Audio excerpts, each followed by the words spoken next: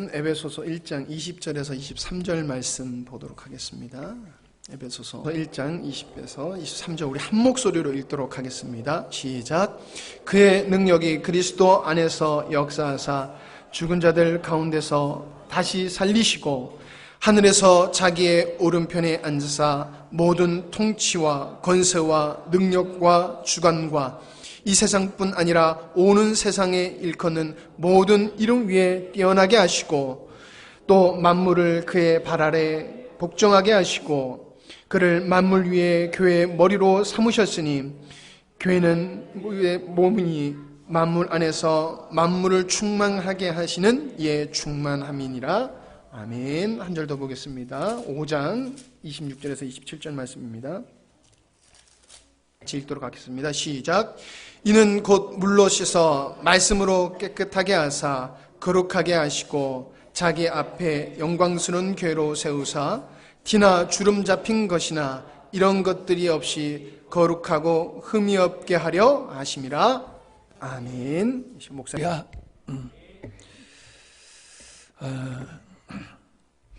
목사님 설교하실 때 마스크 끼고 하신 분이 있다고 그러더라고요. 청정지역이에요. 너무 걱정들 안 하셨으면 좋겠어요. 왜 안 돼요?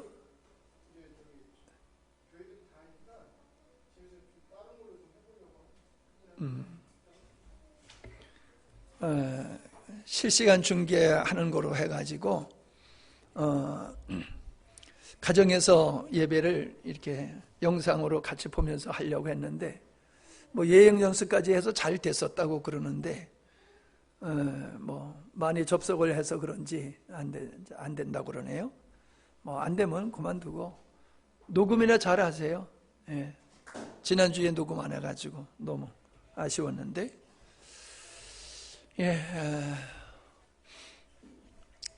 걱정들 너무 하지 마세요. 괜찮아요. 우리가 너무 걱정해가지고 이 문제를 만드는 것 같아요. 너무 아무래도 걱정이야 되겠지만은 뭐 걱정한다고 뭐가 되겠습니까? 그냥 조심하면은 되고 우리가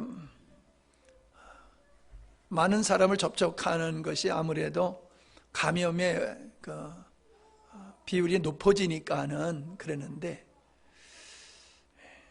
하여튼 뭐 이상하게 신천지에서 그렇게 되는 바람에 그냥 교회가 가장 위험한 지역으로 사람들이 인식하는 그런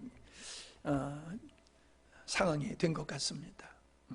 그러나 하나님이 함께 하시고 지켜주실 줄 믿습니다. 아무래도 저는 이 우한 폐렴을 생각하면서 그냥 걱정하고 염려하는 식으로만 보내서는 안 되겠다 하는 생각을 가져봅니다. 사람들이 이번에 이 어려움은 인재다 이렇게들 말을 합니다. 발병이 되는 거야 막을 수 없겠지요. 그러나 이렇게 확대되는 것은 충분히 막을 수가 있었는데 그 막지 못함이 바로 인재다 이렇게들 생각을 합니다. 저도 그런 생각을 갖게 됩니다. 정부가 보다 더 적극적으로 대처를 했었으면 그리고 감염된 사람들이 더 조심했으면 하는 생각을 가져봅니다. 우리는 지난번에 동영상을 보니까는 큰 교회 목사님들이 설교하신 부분 중에서 이 우한 폐렴에 대해서 말씀하신 것들을 잘라가지고 이렇게 편집해서 방영을 하는 걸 봤어요. 많은 목사님들이 이 전염병은 괴질은 성경적으로 보면은 이건 하나님의 심판이다. 이제 그렇게 말씀들을 하십니다. 여러분은 어떻게 생각하십니까? 그렇게 생각할 수도 있겠지만은 저는 이번 이 사태가 우리 민족에게 아픈 것은 사실이지만은 어찌 보면 이것이 우리에게 축복이 될 수 있는 기회가 된다. 저는 그렇게 생각을 해봅니다. 제가 전에도 말씀을 드렸지만 우리 국민들은 너무 안일한 상황에 빠져 있어서 분별력을 상실해버리고 있다. 그런 자리에서 사람들이 깨어나기 위해서는 어떤 충격이 필요하지 않겠나. 어찌 보면 하나님께서 이 민족을 깨우기 위해서 크나큰 고난을 주시고 그 고난을 통해서 이 민족이 자성을 하고 깨어나고 주님 앞에 바로 서는 역사가 있지 않을까. 이제 그런 생각을 했고 그런 말씀들도 나눈 적이 있습니다. 아마 이번 기회가 그런 기회가 되지 않나 하는 생각을 가져봅니다. 사람들은 당연하게 여길지 모르지만 현대인들이 살아가고 있는 이 포스트 모더니즘이라고 하는 절대적인 가치를 부정하고 자기가 그냥 옳다고 생각하는 대로 살아가는 이러한 사조 속에서 성경이 있어야 할 자리를 상실해 가고 있는, 진리가 진리의 대접을 받지 못하고 조롱을 당하는 그런 시대가 지금의 우리가 살고 있는 시대입니다. 하나님을 믿는 게 아니라 하나님까지 위협하고 도전하는, 마치 바벨탑을 쌓으면서 하나님의 보좌까지 이르겠다고 했던 그 자만과 교만했던 그 시대의 사람들과 같이 오늘의 사람들은 얼마나 교만한지 모릅니다. 사람의 지식과 지혜를 절대적으로 신뢰하고 있지 않습니까? 과학이 신이 된 시대, 바로 우리가 살고 있는 시대입니다. 근데 보이지 않는 이 바이러스 하나 때문에 세계가 지금 벌벌 떨고 있습니다. 그렇게 자신만만한 사람들이 다 어디 갔습니까? 인간이 모든 걸 다 할 수 있다고 그렇게 자신감을 가지고 살던 사람들이 어디 갔습니까? 왜 이렇게 두려워 떠는 겁니까? 왜 이렇게 문제를 해결하지 못하고 있는 겁니까?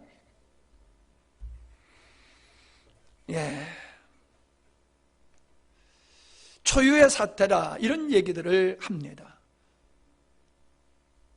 6.25 때도 전쟁 속에서도 일제시대 속에서도 예배가 중단된 적이 없는데 예배가 중단되고 마스크를 끼고 예배를 드리고 마스크를 하고 설교를 하는 이 희한한 역사가 초유의 사태다, 그런 얘기를 합니다. 제가 어저께 유튜브를 하나 봤는데 참 마음에 씁쓸한 것을 봤습니다. 광화문 내거리에서 북한을 찬양하는 사람들이 아우성을 떨어도 누가 잡아가지 않습니다. 언론의 자유라고 얘기합니다. 뭐 사람마다 생각은 다릅니다만은 언론의 자유다, 표현의 자유다, 민주주의니까는 그렇게 할 수 있다고 말을 합니다. 그런데 어저께 서울 시내 어느 역에서 중국인 입국 금지, 문재인 빨갱이 이렇게 외치는 분이 있었어요. 그랬더니 경찰들이 와가지고 흉악범을 체포하는 것 같이 그 여인을 두 사람이 완전히 깔고 뭉기더라고요. 그리고 수갑을 채워가지고 끌고 가더라고요. 김정은이를 찬양하는 것은 표현의 자유고 언론의 자유고 중국 사람 입국 금지를 외치는 것은 불법인가? 이게 뭐가 안 맞아요. 뭐가 안 맞아요. 참 이 나라가 어떻게 이렇게 되었는가 하는 것을 생각해 보면서 우리 국민이 이러한 사태 속에서 정말로 냉정하게 중심을 잡고 현 시대를 바로 볼 수 있는 이러한 깨어남이 필요한 시대가 아닌가. 전 오늘의 사태를 보면서 그렇게 생각을 해봅니다. 오늘 말씀의 제목은 이제 지금 앞에까지는 그냥 설교는 아니에요. 그냥 얘기예요. 오늘 말씀의 제목은 하나님의 비밀인 교회입니다. 손줄로 생각하지 말라. 그렇게 성경은 우리에게 말씀하고 있습니다. 그 말은 자만하지 말라는 얘기지요. 겸손하라는 얘기지요. 늘 우리는 이 선줄로 생각하지 말라는 이 말씀을 우리에게 적용해야 되는데, 우리는 다른 사람에게 이 말씀을 적용하고 자신들은 괜찮은 사람, 예외인 사람으로 그렇게 생각하는 것 같습니다. 어떤 사람도, 어떤 집단도, 어떤 교회도, 어떠한 정치인도, 누구도 완벽한 사람 없습니다. 특별히 교회가 그렇습니다. 이 땅에 완벽한 교회는 없습니다. 왜냐하면 인간들로 이루어진 교회이기 때문에 그렇습니다. 신학적인 것도 서로가 다르기 때문에 또 그렇습니다. 자, 이런 측면에서 우리의 신앙을 깊이 성찰해 보는 것이 필요하다는 거예요. 제가 늘 얘기하지 않습니까? 유전, 전통에 매이면 안 된다. 우리도 유전이 있고 전통이 있어요. 유대인들에게만 있었던 게 아니에요. 지금 우리가 당연하다고 생각하면서 한 것들이 아닐 수가 있다는 거예요. 옳다고 믿은 것이 아닐 수가 있다는 거예요. 모두가 하는 거니까 옳다라고 믿었는데 아닐 수가 있다는 거예요. 우리는 자기 확신에 대해서 너무 자신감을 가지고 자기가 생각하는 것에 대해서 너무 확신을 가지기 때문에 귀를 닫아버립니다. 들으려고 들질 않습니다. 생각하려고 들지 않습니다. 그냥 나하고 틀리면은 그냥 틀린 거야. 그냥 다르면 틀린 거로 치부해버리고 생각조차 하지 않습니다. 지금 우리 교회는 하나님께서 30주년, 설립 30주년을 기점으로 해서 우리를 새로운 길로 인도하고 계셔요. 여러분도 느끼셨겠지만은 몇 주 전서부터 하나님은 강력하게 우리의 자신을 성찰하게 하시면서 우리가 당연히 여겼던 것들 중에서 교정해야 되고 또 보완해야 될 부분이 무엇인지를 알게 하시는 역사를 하고 있습니다. 여러분이 그냥 한 번 듣고 지나치시면은 그 깊이를 음미하기가 어려울 것입니다. 여러분은 계속해서 묵상을 하시면서 말씀을 가지고 우리의 자신들의 믿음과 삶을 성찰해 볼 수 있기를 바랍니다. 우리는 교회가 무엇냐라고 하는 것을 바로 알아야 된다라고 하는 것이죠. 교회가 무엇인지를 모르면은, 교회에 대한 바른 이해가 없으면은 이단에 빠지게 되어지고, 저 신천지와 같이 이단에 빠지게 되어지고, 혹은 하나님께서 우리에게 주시는 그 놀라운 축복을 누리지 못하는, 이 땅에서부터 천국의 삶을 살지 못하는 이 불행에서 벗어날 수가 없다라고 하는 겁니다. 이제 우리는 교회라고 하는 것은 건물을 얘기하는 게 아니다라고 하는 정도는 압니다. 교회라고 하는 것은 믿는 자들의 유기적인 공동체다라고 하는 정도는 우리가 잘 알고 있습니다.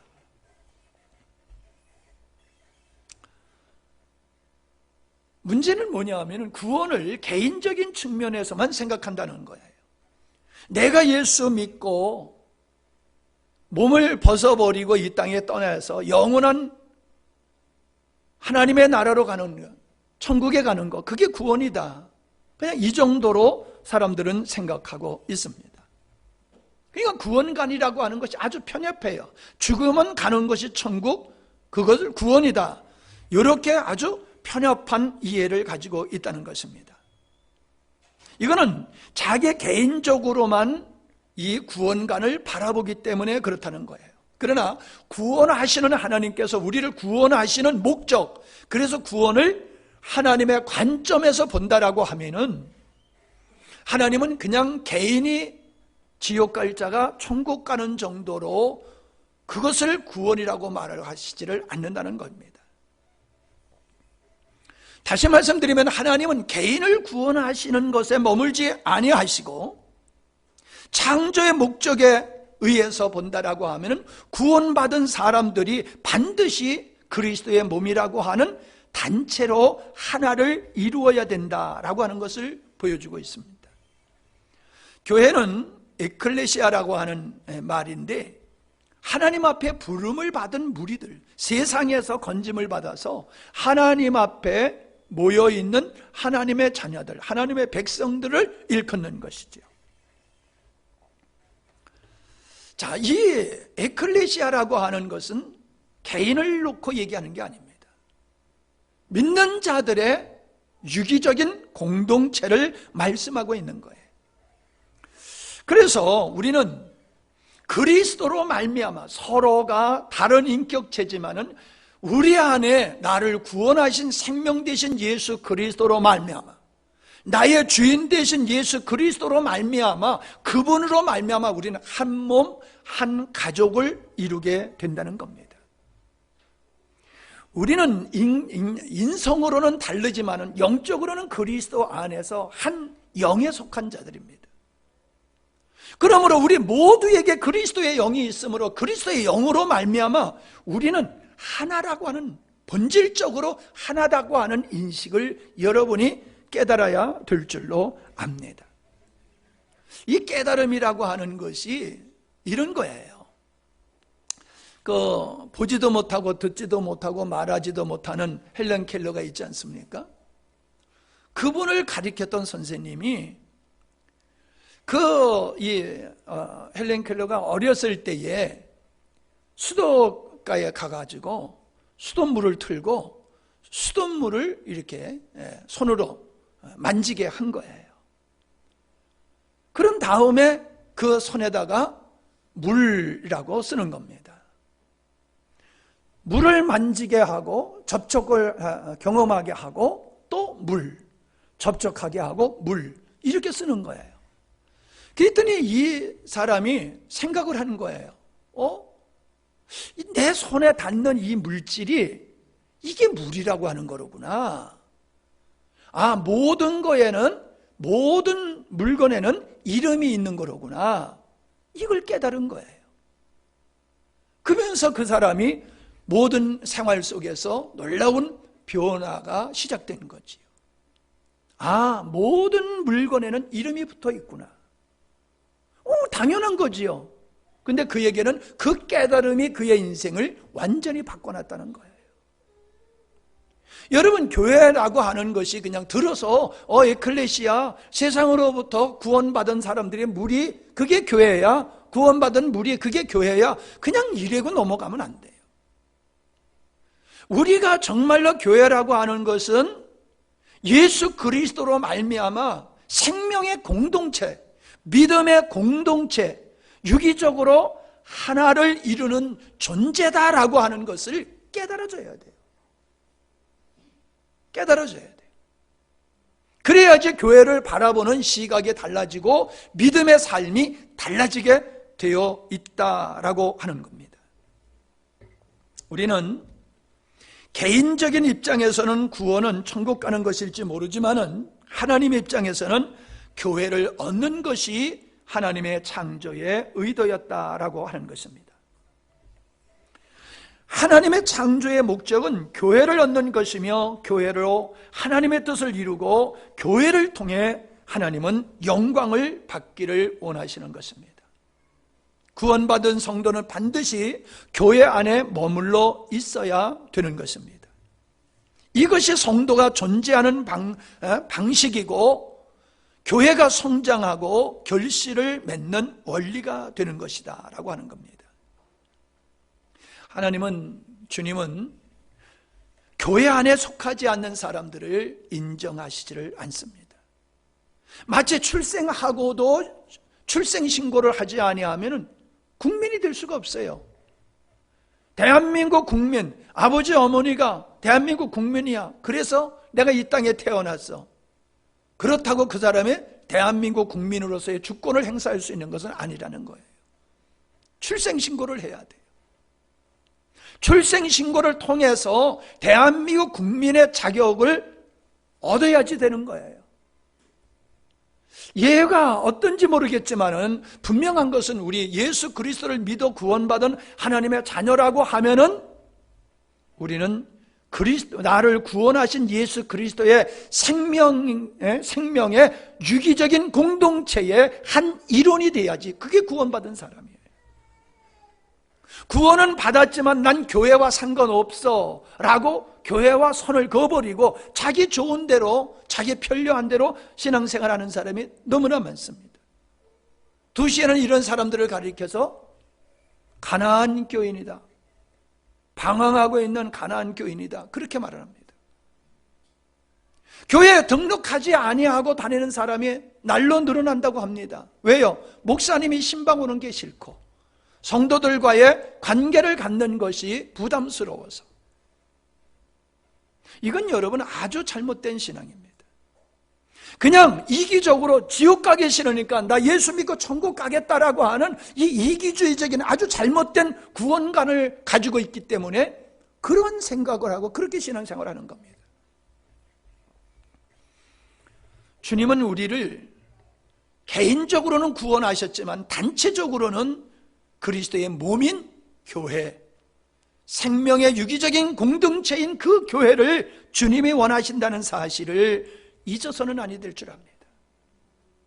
구원이라고 하는 것은 내 입장에서만 생각하면 안 돼요. 왜 하나님이 나를 구원하셨는지, 왜 하나님이 나를 창조하시고 나를 왜 구원하셨는지, 왜 이 땅에 교회라고 하는 단체를, 유기적인 생명의 공동체인 이 단체를 왜 주님께서 만드셨는지 그것에 대해서 관심이 없으면 그의 신앙은 건강한 신앙이 될 수가 없습니다.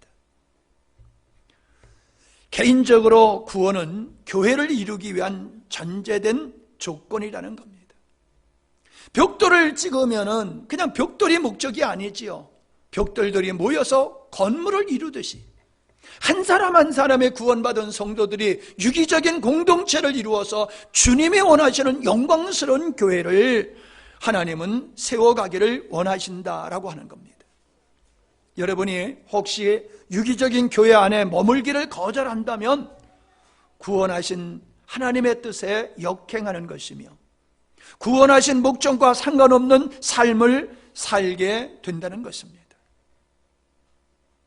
여러분, 우리가 천국 가는 게 중요한 게 아니에요. 왜 구원하셨느냐? 구원하신 목적을 이루며 사는 것이 이게 더 우리가 관심을 가져야 할 구원받은 백성의 자세다라고 하는 것입니다. 많은 사람은 풍성한 하나님의 은혜를 입으면서 살기를 원합니다. 하나님의 은혜를 구하는 기도를 새벽마다 기도합니다. 금식하기도 하고 철야하기도 하면서 하나님의 은혜를 구합니다.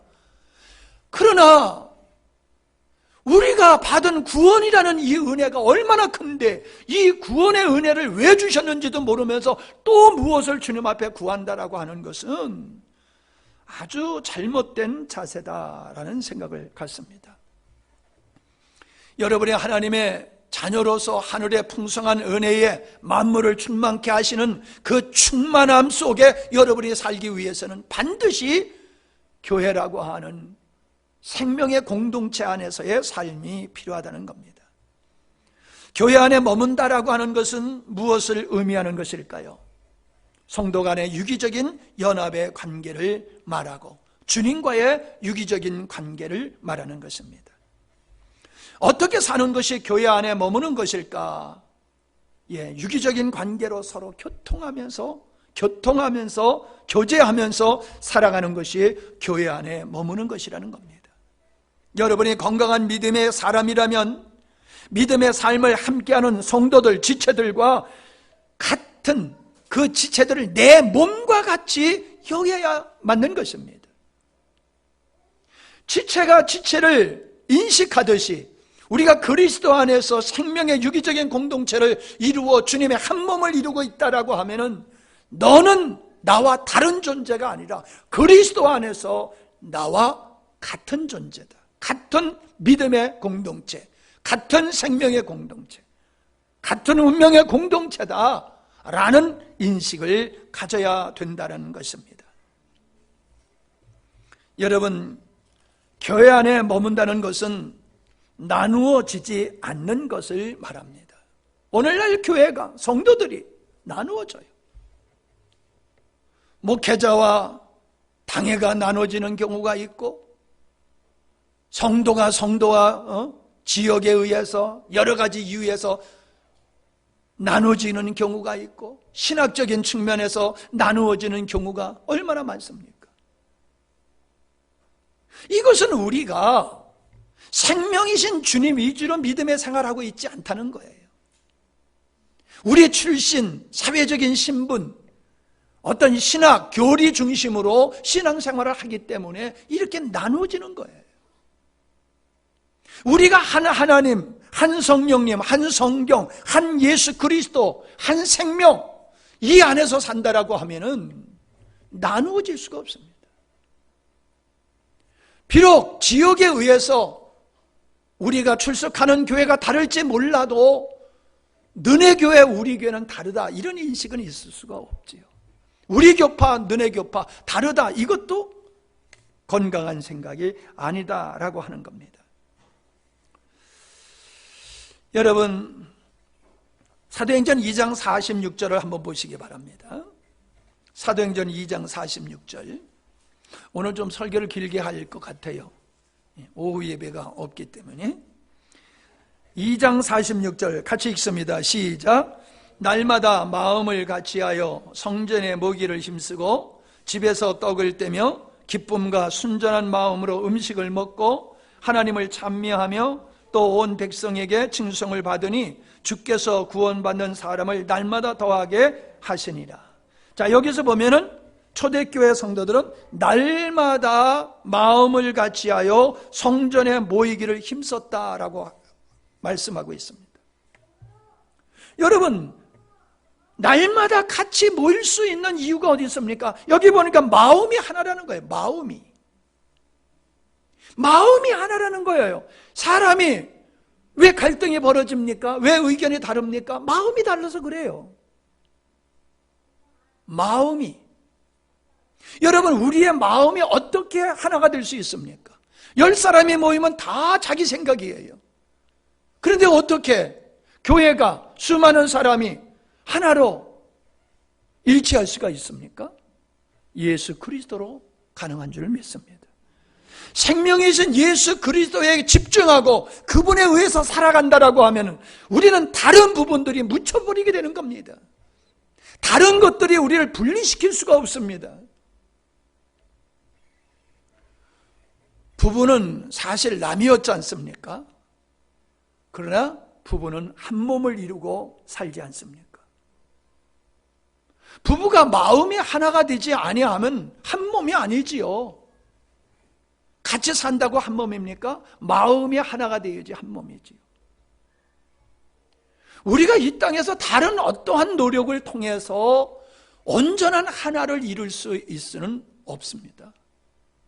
예수 그리스도의 생명, 그 생명으로 살아가는 사람들만이 한 마음이 되어서 모이기를 힘쓸 수 있다라고 하는 것입니다. 다시 말하면 성향이 같다는 거예요. 목적이 같다는 거예요. 추구하는 게 같다는 거예요. 성향, 성분, DNA가 같다는 거예요. 우리를 구원하시는 그 구원의 능력은 예수 그리스도의 생명이에요. 예수 그리스도의 생명이 우리를 구원하신 거예요. 하나님의 자녀로 새로 거듭나게 하신 거예요. 아멘이지요. 그럼 나를 구원하게 하신 그 생명이 내 안에 있고, 너를 구원하신 생명이 내 안을 구원하신 그 생명이 너를 구원하신 그 생명이란 말이에요. 그리고 그분이 말해요. 나는 머리다. 나는 머리다. 여러분, 우린 다 다른 지체가 있지만은 머리 안에서 하나를 이루고 있습니다. 우리는 다른 환경에서 살고 있습니다. 어찌 보면은 우리가 살아온 환경, 문화가 서로 다릅니다. 그러나 하나 될 수 있어요. 나를 구원하신 예수 그리스도의 생명, 그 생명을 쫓아 살게 되어지면은 하나를 이루는 거예요. 아무리 많은 양들이 있다 할지라도 그 양들이 목자만 바라보고 가게 되면 그 수많은 양이 한 마리의 양과 같이 되는 거예요. 우리가 주님을 쫓아 살고 주님께 순종하며 산다라고 하면은 우리는 생각이 다를 수가 없어요. 나눠질 수가 없어요. 예. 우리는 조직에 의해서 어떠한 결의에 의해서 움직이는 존재가 아닙니다. 시스템에 의해서 프로그램화된 그런 모습으로 신앙생활하는 게 아닙니다. 기름 부으심이 모든 걸 알게 하신다고 하신 말씀과 같이 우리 안에 기름 부으심 받은 성령께서 그리스도의 생명이 진리를 알게 하시고 죄를 알게 하시고 구원을 메시아를 알게 하실 뿐만 아니라 오늘날 우리들이 무엇을 어떻게 하면서 살아야 될 것인가 그것도 그분이 우리 안에서 말씀해 주십니다. 머리의 생각을 손도 알고 발도 압니다. 손은 알고 발은 모를 수가 없습니다. 발은 더 멀리 있으니까 몰라요. 몸에 붙어 있으면은 머리의 생각은 모든 지체가 즉각적으로 다 압니다.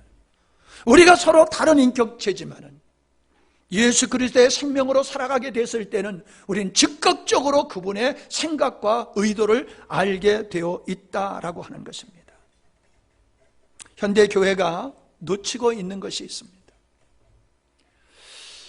여러분, 현대인들은 과거의 고대인들보다 아주 지혜롭고 총명하고 지식이 넘친다고 생각합니다.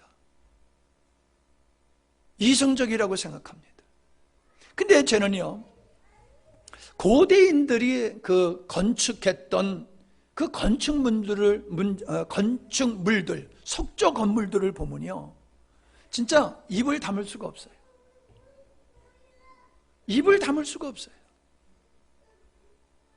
뭐 쉽게 얘기하면은요, 이 길이가 저 창문에서 이만큼 되는 이러한 돌들을 그냥 무 자르듯이 딱딱 잘라가지고 종이 하나 들어갈 수 없을 정도로 그렇게 쌓아가지고 건물을 지었어요. 여러분 한번 유튜브에서 그거 한번 쳐보세요. 야, 애들 퍼즐 맞히는 거 있잖아요. 종이로 만드는 퍼즐 맞히는 것 같이 돌들을 그렇게 만들어서 가공을 해가지고 건축물을 만들었어요. 현대인도 할 수가 없어요. 어떤 중장비 가지고도 그렇게 할 수가 없어요. 그렇게 어떤 기계 가지고도 그런 걸 자를 수가 없어요. 그것이 고대의 언제 사람인지 모르지만 고대인들이 그렇게 기술을 가지고 능력을 가지고 살았던 거예요. 그러면서 우리는 옛날 사람들은 아주 그냥 무식한 원시인들 이렇게 생각해요.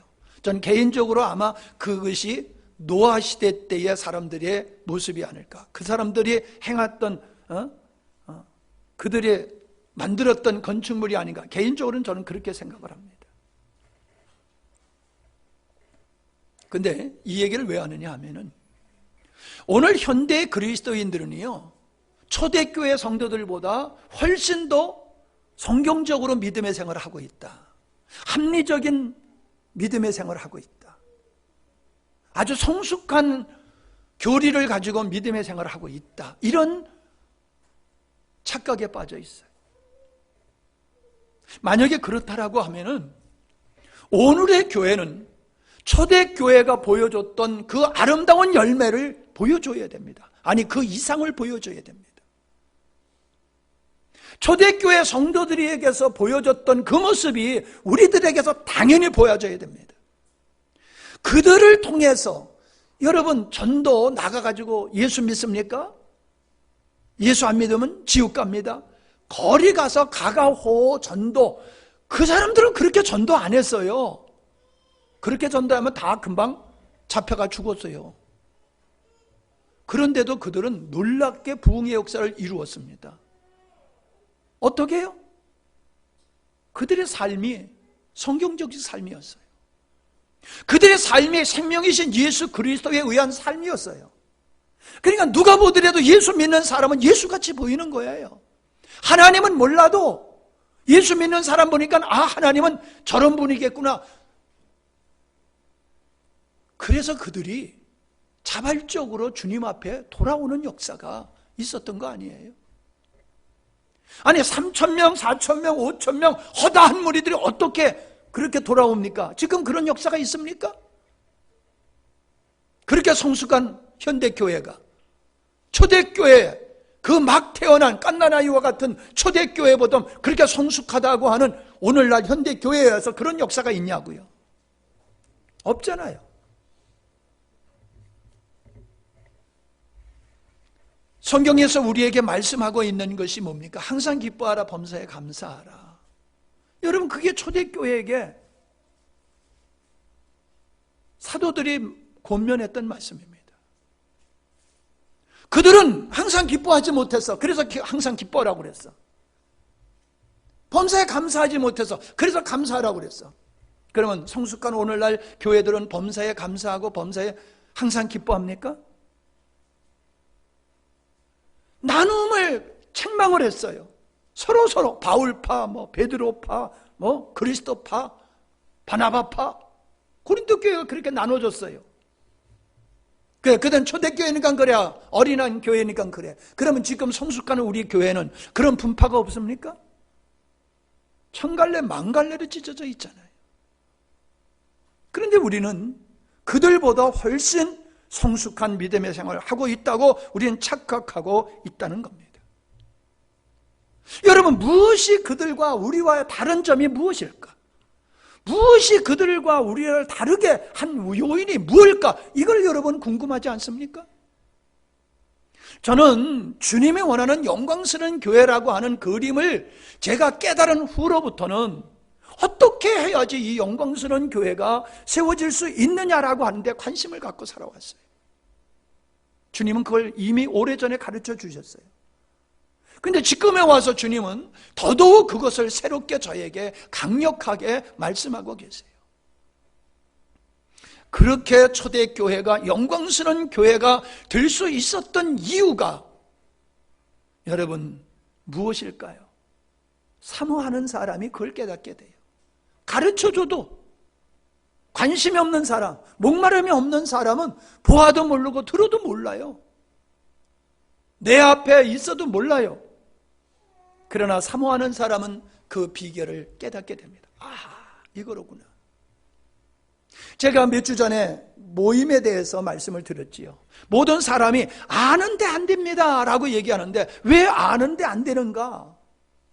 거긴 생명이 없기 때문에, 그냥 지식이고 생명이 없기 때문에 안 되는 것이다. 그리고 생명이신 그리스도가 우리 안에 계시는 것이 분명하지만은 그분이 우리 삶 속에서 생명의 실체가 되지 않는 것은 그분과의 교제가 없고 주님과의 교제를 서로 나누는 수평적인 교제가 없기 때문이다라고 하는 걸 말씀드렸습니다. 여러분은 어떻게 이 말씀을 듣고 어떤 내면의 갈등과 변화가 일어나고 있는지요? 이건 충격적인 이야기입니다. 마틴 루터가 종교개혁을 했던 것과 같은 버금가는 아주 중요한 저는 말씀이라고 생각을 합니다. 어떤 분의 책을 읽어보니까 그랬어요. 루터가 연합이라고 하는 데까지 종교개혁이 갔다라고 하면 현대교회가 이 모양은 아니었을 것이다. 근데 또 이런 얘기가 있어요. 루터가 칼빈이 종교개혁을 하는 것은 교회의 종교개혁을 이룬 것은 아니다. 교회론에 대해서. 그냥 예수 믿고 구원받는 거, 만인 제사장, 오직 믿음, 이런 거지. 진짜 교회가 뭐냐라고 하는 교회의 본질에 대한 개혁이 없었다는 거예요. 교회가 교회답지 못하다 보니까는 성도들의 삶이 능력 있는 삶이 될 수가 없는 거지요. 왜냐하면 하나님은 교회라고 하는 그리스도의 생명을 중심으로 한 이 생명의 유기적인 공동체를 통해서 하나님은 우리에게 은혜를 주시고 역사하시는데 그 몸의 한 일원으로서 살지 아니하고 그 구성원으로서 함께 한 몸에 참여한 삶이 없는데 어떻게 은혜를 받을 수 있습니까? 은혜가 그냥 예배 시간에 말씀을 통해서만 은혜 받으면 됩니까? 까마득히 잊어버리잖아요. 여러분, 설교 말씀 들을 때는 뭐가 되는 것 같은데 돌아가서는 제목도 생각이 안 나잖아요.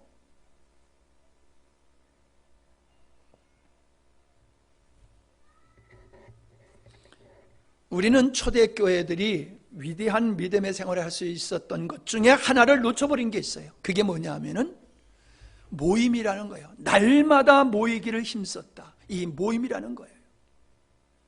그래서 히브리서 기자는 뭐라고 말하고 있습니까? 말세에 모이기를 피하는 자들 같이 하지 말고 날마다 모이기를 힘쓰라 라고 말씀하고 있습니다. 이 모임, 초대교회 모임과 오늘 우리들의 모임이 무엇이 다른지를 여러분은 관심 있게 성찰해 보셔야 됩니다. 그들은 그 모임을 통해서 하나님께 영광을 돌렸고 그 모임을 통해서 은혜를 입었고 그 모임을 통해서 그들은 충만했던 거예요. 그들은 그 모임 속에서 모든 것을 하나님께 속한 것을 그들은 얻고 누렸어요. 근데 우리들은 모여서 뭘 누리고 있습니까? 뭘 얻어가십니까?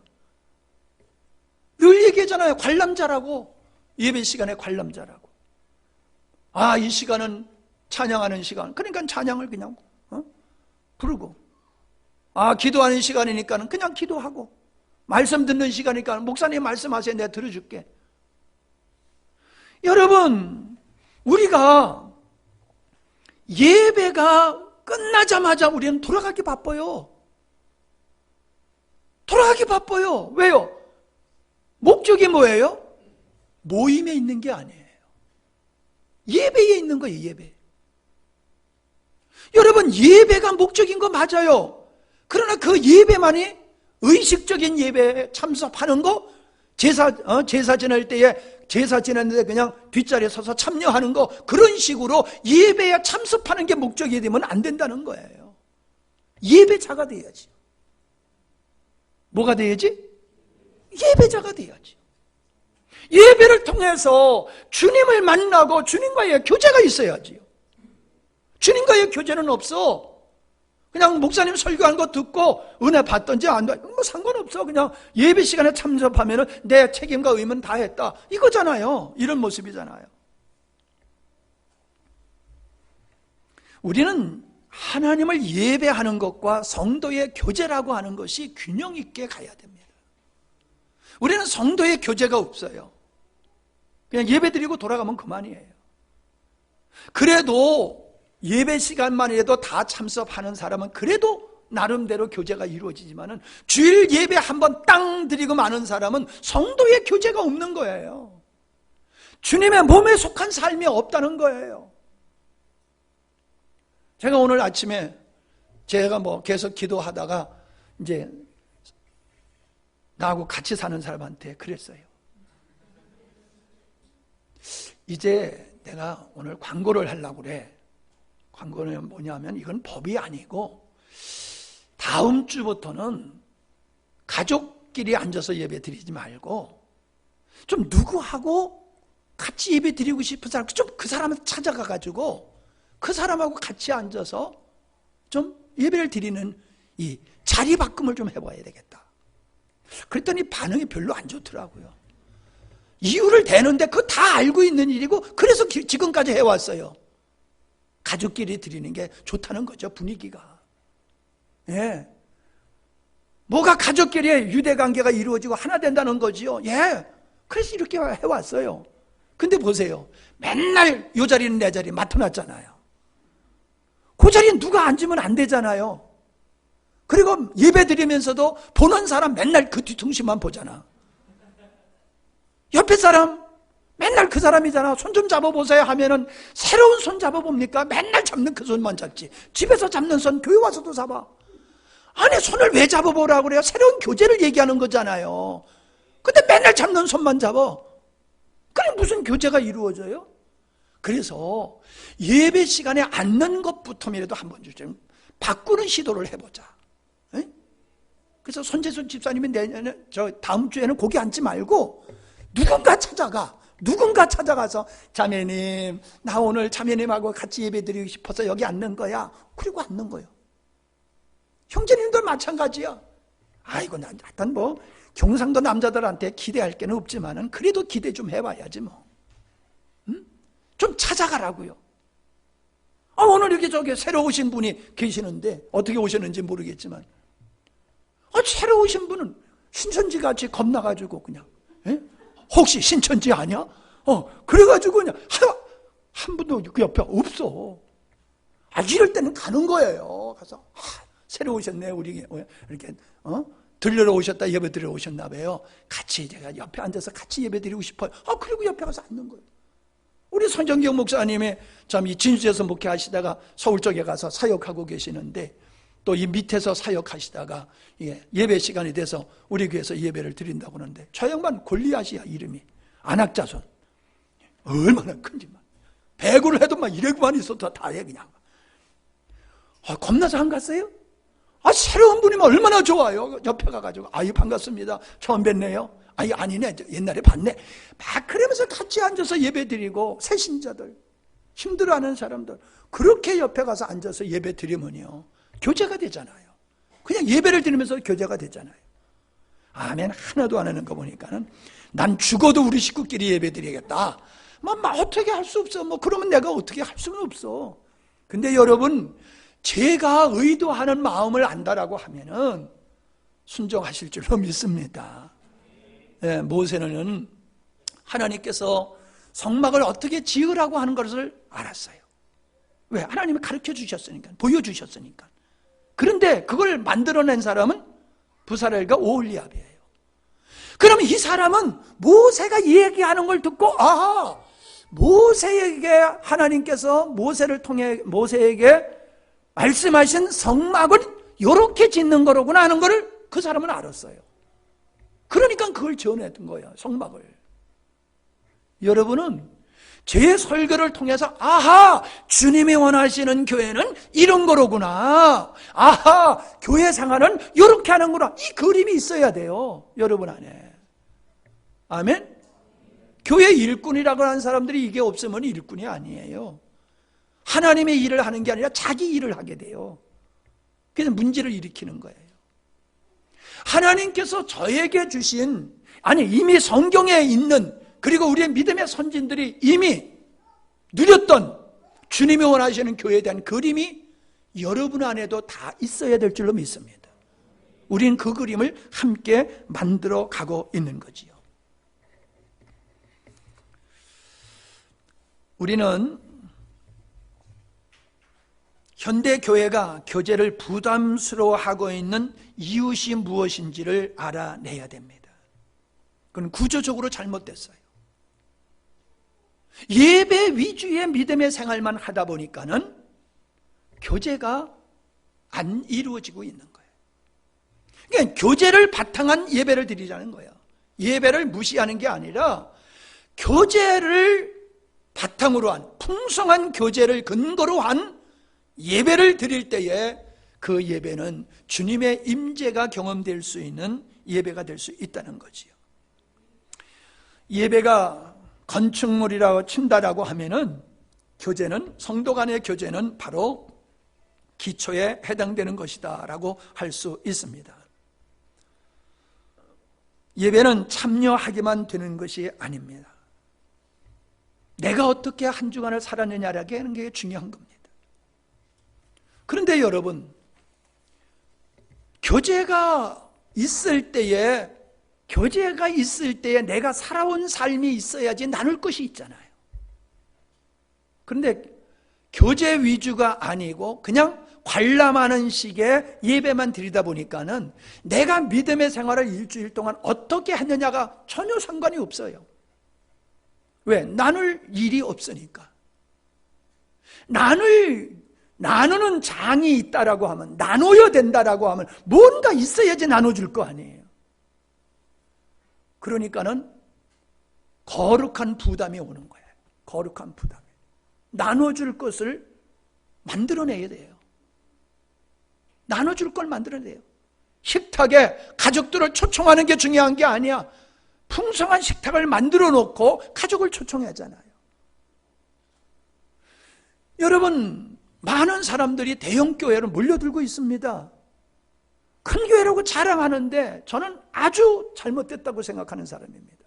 왜냐? 현대인들은 아까도 얘기했지만 교제를 싫어해요. 개인주의예요. 자기 개인의 삶을 오픈하기를 싫어해요. 꼭꼭 숨어 살기를 원해요. 그래서 심지어 목사님까지 신방 오는 거 원치를 않아요. 그런데 성도들이 우리 집에 와가지고 구역 예배 드려? 상상할 수 없는 거지요. 여러분, 모이게 되어지면 냄새가 나요. 모이게 되어지면 좋은 냄새만 납니까? 구린 냄새도 나지요. 땀내도 나잖아요. 우리가 서로 떨어져서 살면 내가 믿음의 생활 잘하고 있는지 못하고 있는지 몰라요. 근데 모여보십시오. 모여가지고 당신이 한 주간 동안 주님과 어떻게 살았습니까? 라고 한다라고 하면은 할 말이 없으면 신앙생활 안 한 거예요. 하나님과 상관없이 그냥 산 거예요. 그런데 모임을 안 가면 상관없어. 내가 믿음의 생활을 어떻게 했는지 몰라. 아니, 예배만 드리고 가는데 어떻게 알아? 그러니까 숨어서 신앙생활하는 거예요. 숨어서. 모이기를 싫어하는 거예요. 교제를 싫어하는 거예요. 왜? 나의 실제적인 믿음의 생활이 발각되고 폭로되는 것을 원치를 않는 거예요. 실상은 엉터리로 신앙생활하면서 주일날 나와서 예배 그럴싸하게 폼 잡고 드리는 거 가지고 난 믿음의 생활 잘하고 있어 라고 목사님한테 인정받고 싶고 주변의 사람들한테 인정받고 싶은 그 자리에 있는 거 아니에요? 그런 사람들이 몇천 명, 몇만 명 모인들 무슨 의미가 있습니까? 교회에서는 천사 같고 집에 가서는 쌈박질이나 하고 사회에 가가지고는 비난받는 그러한 예수쟁이들이라고 하면은 그런 사람들이 아무리 많이 모인들 무슨 의미가 있겠어요? 하나님이 그런 사람을 원하시는 겁니까? 그냥 천국 가는 것을 티켓 땄으니까는 그 다음서부터는 그냥 내 마음대로 내 뜻대로 살아도 된다는 그렇게 하나님께서 우리에게 그런 걸 허용하십니까?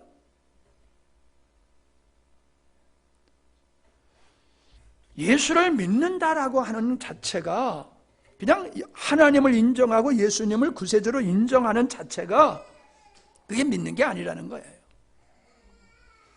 여러분,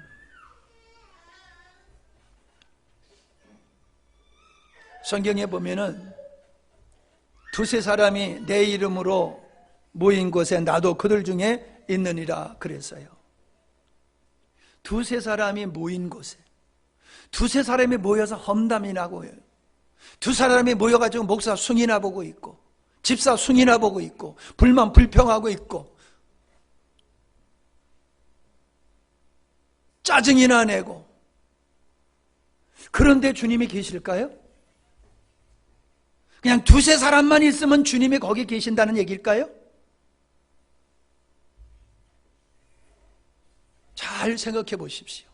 두세 사람이 모인 곳에 주님이 계실 수 있는 것, 주님이 계실 수가 없어. 아니 성전이라 할지라도 예배드리는 이곳이라 할지라도 주님이 계실 수가 없어. 아우 숨 막혀 나 못 있겠어 하고 주님이 뛰쳐나가실 수 있다는 거예요. 그러나 악월골짝 같은 곳이라 할지라도 주님이 기꺼이 계실 수 있어요. 모든 사람이 그 사람을 회피한다 할지라도 주님은 그의 손을 잡아주실 수 있어요. 왜? 성경에 보면은 죄인들과 주님은 함께 하셨거든요. 그 죄인이 누구냐는 거예요. 주님이 함께 하고 싶은 두세 사람이 누구냐는 거예요. 여러분, 어저께 제 생일 오늘 주일날 이제 밥 안 먹고 그냥 다 간다고 그러니까 어저께 제 이제 생일날 집사님들이 오셔가지고 생일상을 차려주셔서 참 귀한 사랑을 받았습니다. 근데 진짜 특별 출연한 뭐라고 얘기해야 되나 특별 출연한 사람이 있었어. 그래가지고 내 앞에서 얼마나 춤을 춰주는지 내가 얼마나 즐거웠는지 몰라요. 지금 울고 나간 애야. 네. 걔가 내 앞에서 얼마나 재롱을 떠는지 얼마나 기뻤는지 몰라요. 여러분 잘 생각해 보시기 바랍니다. 주님이 없는 믿음의 생활은 그거는 믿음의 생활이 아니에요. 주님이 없는 모임, 주님이 없는 예배, 그런 예배가 있을 수 있겠느냐?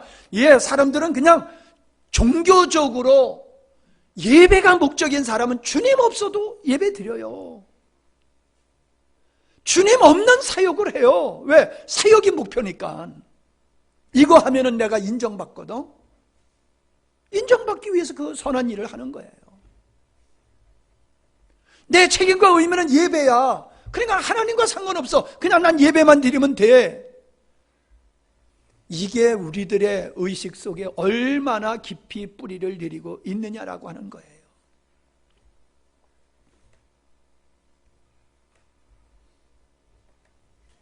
우리는 삼위일체 하나님께서 상호 내재하여 계시는 모습으로 존재하셨다는 거예요. 삼위일체 하나님은 서로가 본질적으로 동일하시면서 서로 내재하셨어. 아버지 안에 예수, 예수 안에 아버지, 그리고 성령 안에 예수님과 하나님. 서로 내재하셨어요. 서로. 이게 우리는 이해할 수 없죠. 그러나 우리는 어렴풋이나마 이해할 수 있습니다. 주님께서 깨닫게 해주시기를 바랍니다. 주님이 서로가 삼위일체 하나님의 서로 생명 가운데서 내재하시고 함께 창조의 역사와 구원의 역사를 이루시고 하나님의 교회를 이루시는 이 역사를 삼위일체 하나님은 함께 그 일을 해오고 있어요. 그 삼위이신 하나님께서 만드신 교회가 교회예요.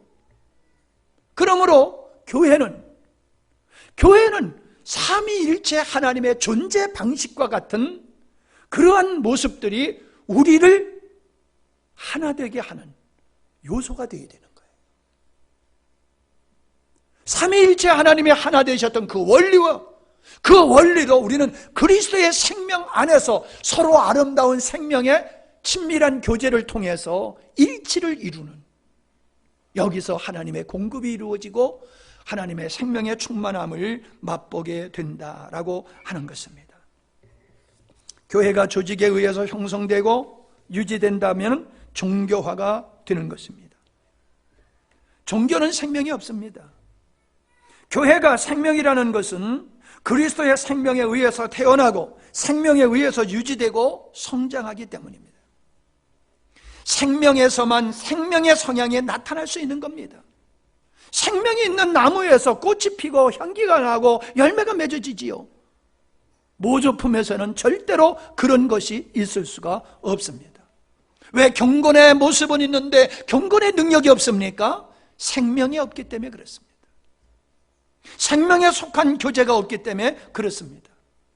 경건의 능력은 교리에서 나오는 게 아닙니다. 열정에서 나오는 게 아닙니다. 경건의 능력은 우리의 생명 대신 예수 그리스도로 말미암아 나온다라고 하는 것입니다. 우리는 생명 대신 예수 그리스도가 우리의 삶에 실현되기 위해서는 수직적으로 하나님과의 교제, 수평적으로 성도와의 생명의 교제가 필수라는 것입니다. 고린도전서 14장 26절을 보시기 바랍니다. 고린도전서 14장 26절입니다.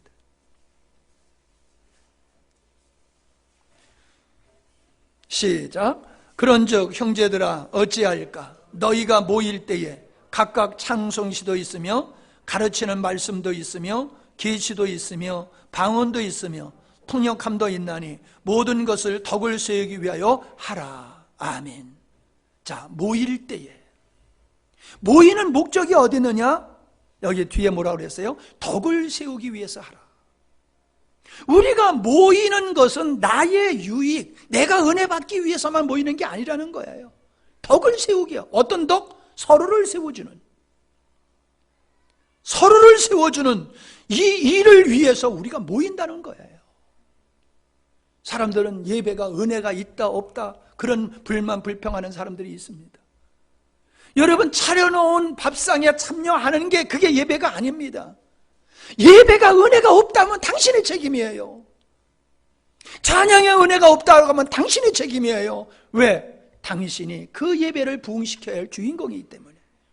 당신이 그 찬양을 부흥시킬 주인공이 당신이란 말이에요. 근데 내가 할 몫은 안 하고 누가 그걸 이루어주고 그걸 따먹기만 원하는 이런 신앙은 뭐 대단히 은혜를 추구하는 것 같지만은 실상은 아니다라고 하는 거지요. 모일 때에, 여러분 모일 때에 어떤 의식을 가지고 오십니까? 이번에 모여서 이번에 구역으로 모이고 이번에 예배로 모여서 내가 어떤 사람을 어떻게 섬길까? 주님, 내가 섬길 수 있는 말씀을 주십시오. 내가 섬길 영혼을 나에게 붙여주십시오. 내가 섬길 영혼을 찾고 내가 섬겨야 할 부분이 무엇인가를 여러분 생각하셔야 돼요. 여러분 솔직히 한번 생각해 보십시다. 주일날 여러분들이 예배드리고 돌아가지요. 돌아가는 여러분의 자리에 얼마나 깨끗한지를. 여러분, 사람이 안 왔다 간 정도로 깨끗해야 되는 게 맞는 거예요. 청소하는 사람 따로 있고 나는 어질러도 되는 거예요? 아니잖아요. 여러분, 우리가 주일학교 교사한다, 또 차량 운영을 한다, 뭐 반주한다 등등, 이게 뭐예요? 덕을 세우는 일이에요. 영혼을 세우기 위해서 하는 일이에요. 근데 늦게 와가지고 무슨 덕을 세워요? 일찍 와야지. 준비를 하고 일찍 와야지 내가 다른 사람을 섬길 수 있지요. 헐레벌떡 와가지고 내가 누구를 섬겨요? 그런 능력이 있어요? 그래서 우리는 주일날 오기 전에 토요일부터 마음의 준비를 하는 거예요. 마음의 준비를. 기도하면서 주님, 주일날 내가 하나님을 예배하면서 사랑하는 지체들을 내가 잘 섬기기를 원합니다. 그래서 사회 보는 목사님도 은혜가 충만해야 돼. 은혜가 충만해야 돼. 앞에 나와서 찬양으로 섬기는 분들도 은혜가 충만해야 돼. 은혜 충만하지 못하고 사회 보고 설교하고 찬양하고 그러면은 그거는 모임의 목적이 하나님께 있고 형제들에게 있는 게 아니라 자기에게 있는 거예요. 자기에게. 우리는 얼마나 부담을 가져야 되는지 몰라요. 특별히 예배를 섬기는 사람들은 엄청난 부담을 가져야 돼요. 찬양곡 선정하는 것도 그렇고, 기도하는 사람도 정말로 앵무새같이 기도하면 안 돼요. 맨날 들어보면 그 기도가 그 기도야. 앞뒤만 바뀌었을 뿐이지 내용은 똑같아. 안 그래요? 여러분 들어보니까 오늘 기도한 분만 놓고 얘기하는 게 아니에요. 정말로 성령께서 우리에게 오늘 어떤 기도를 하기를 원하시는가, 그걸 놓고 얼마나 실험하고 준비했냐는 거예요. 왜 기도가 그렇게 똑같아요? 네, 똑같을 수 있지요. 그러나 다를 수도 있다는 거예요. 오늘 이 시대의 주님께서 오늘 우리에게 기도하기를 원하시는 다른 것이 있다는 거예요. 그 다른도 있어야 돼요.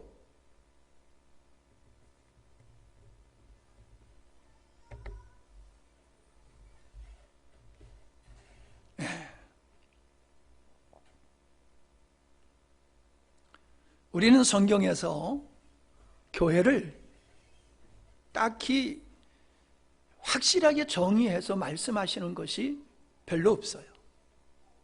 다 은유적으로 교회를 설명하고 있어요. 오늘 말씀도 그렇잖아요. 만물을 충만케 하시는 자야 충만이니라. 이거 알 것 같기도 하고. 헷갈리죠? 아니, 교회를 그냥 명확하게 말씀해 주시면 좋겠는데, 만물을 충만케 하시는 자의 충만이 교회다. 하나님이 원하시는 교회는 영광스러운 것이다. 할 것 같기도 하고 모를 것 같기도 하고 아리송애매. 왜 그래요? 교회가 그렇게 신비로운 거예요. 교회는 그렇게 단순하게 요거야라고 그렇게 말할 정도로 가벼운 게 아니에요. 교회는 정말로 신비한 것이에요. 그래서 교회의 속성을 따라서 성경에서는 교회를 그리스도의 몸이다, 하나님의 가족이다, 하나님의 집이다, 또 성전이다, 군사다, 뭐 이런 여러 가지 은유적인 방법으로 교회를 설명하고 있어요. 아이고 어지러워 헷갈려. 여러분 그러고 맹놓고 있으면 안 돼요. 교회의 특성에 따라서 어떤 때는 군사라고 말씀하시는 거예요. 어떤 때는 가족이라고 말씀하시는 거예요. 어떤 때는 하나님의 집이라고 말씀하시는 거예요. 교회가 그런 성향을 다 가지고 있는 거예요. 그런데 우리는 이런 거 깡그리 무시해버리고 교회는 예수 믿는 사람, 천국 갈 사람들이 모여서 예배 드리는 게 그게 그냥 고작 그 정도라고 생각을 하면요, 유치원 신앙에서 벗어날 수가 없는 거지. 여러분, 제가 설교를 잘해서 여러분이 깨닫게 된다고 생각하지 않습니다. 과거에는 제 열정이 특심했던 이유는 그렇게 가리키면 다 아는 줄 알았어요. 알게 될 줄 알았어요. 그런데 아니더라고요. 누가 알게 되느냐? 사모하는 사람. 목마른 사람이 알게 되지, 제가 설교를 오래 하고 기발나게 멋지게 해서 알고 그렇게 못하니까는 모르고 그건 아니더라는 거예요. 저는 분명코 어떻게 주님이 앞으로 인도하실지 모르지만은 앞으로 분명히 우리 교회는 여러 면에 있어서 변화의 역사가 있을 것입니다. 그러나 그 역사는 여러분이 동의하는 수준만큼, 여러분이 함께하는 수준만큼이지 제가 본 것을 강압적으로 저는 끌고 가려고 생각하지 않습니다.